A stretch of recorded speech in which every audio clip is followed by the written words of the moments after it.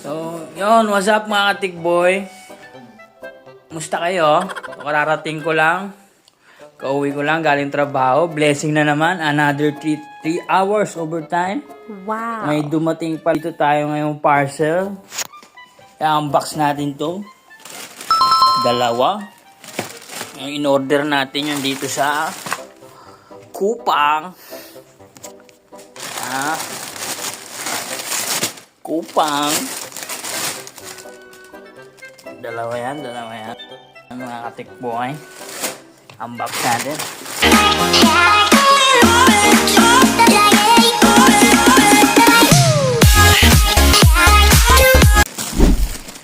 Tayo sa kwarto.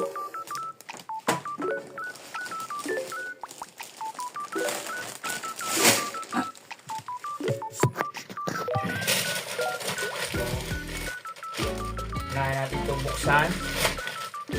Order natin sa Kupang.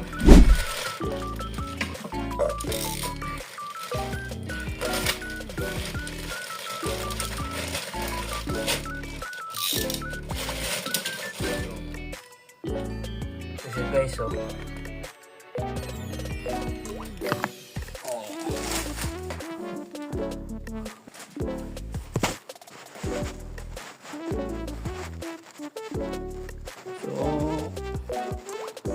Vlogging mic.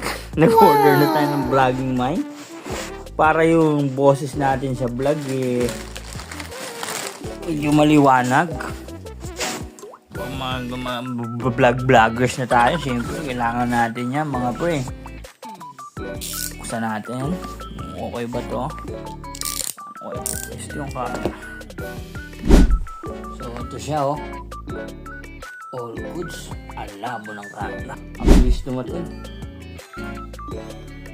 Yung isang araw ko lang pa-in-order. Okay kaya ito.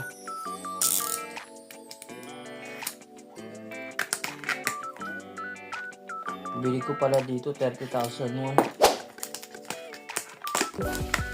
Pwede na. Pwede na siguro. Yung nakikita ko na ano eh.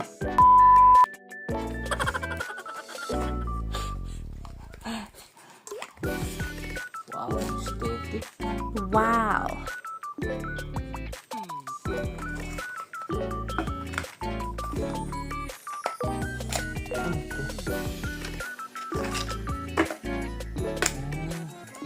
Parang pinaka-con na sa chapter.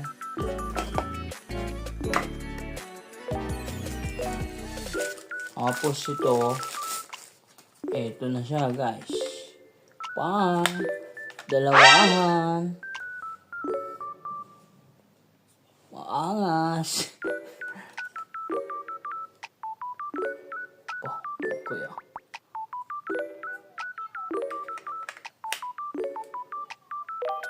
Oops. Beyond touch. Testing natin ito mamaya. So, ito. Sabit natin. Paano kaya?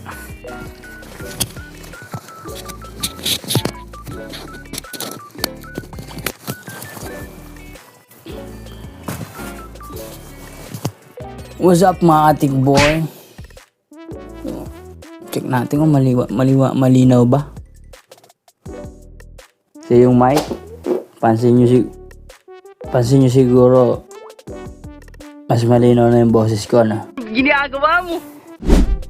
So yung mga katikboy, yung na-order natin dyan na bed heater, no? So binuksan natin siya. Tsaka tinesting natin siya. So kumbaga ano siya pulyang siya, no? So defective. Sinubukan ko siya ng 2 hours isaksak. Kaya lang di talaga siya uminit. So ibig sabihin babalik siya sa pinanggalingan niya. Magiging repass and return yan. Baka i-vlog ko rin yung kung paano mag refund and return sa Kupang. Wala ibig sabihin niya sira, no? So Biyernes ngayon, bukas walang pasok, pero sa Sunday may pasok tayo. So yun lang mga tikboy. palag lang lagi. Laban lang palagi sa buhay, no? Kasi,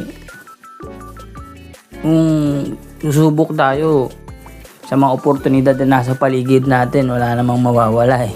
'Di ba? Kasi matagal na tayong wala. Paano kung magkaroon pa? 'Di ba? So, yun lang mga katikboy. Geng, bye-bye. 깨우는 네 목소리 머리를 빗는 네 빗소리 밖엔 비가 오나 봐 들리는 빗방울들이